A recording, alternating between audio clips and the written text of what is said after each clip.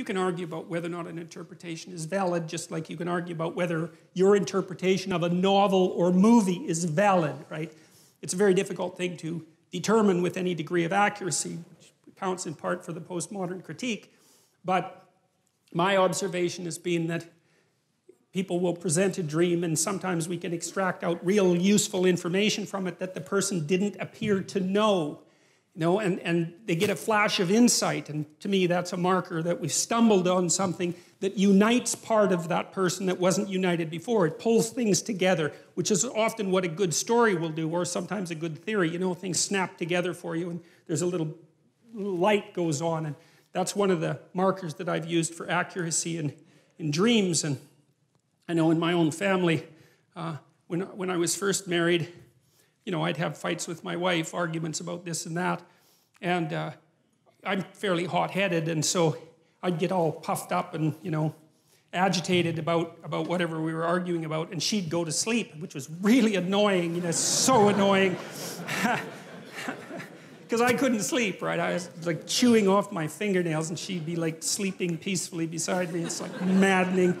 So, but often she'd have a dream, and then the next morning she'd discuss it with me, and then we could unravel what was at the bottom of our argument. And that was unbelievably useful, even though it was extraordinarily aggravating.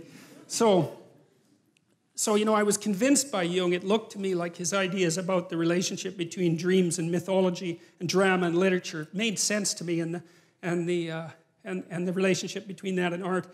I know this native carver, he's a Kwakwaka'wakw guy. He's carved a bunch of wooden sculptures, totem poles, and masks that I have in my house. And he's a very interesting person, not literate, not particularly literate, and really still steeped in this ancient 13,000-year-old tradition. He's an original language speaker. And the fact that he isn't literate has sort of left him with the mind of someone who's pre-literate. And pre-literate people aren't stupid, they're just not literate, so their brains are organized differently in many ways. And I've asked him about his intuition for his carvings, and he's told me that he dreams, like you've seen the Haida masks, you know what they look like. Well, his people are closely related to the Haida, so it's the same kind of style.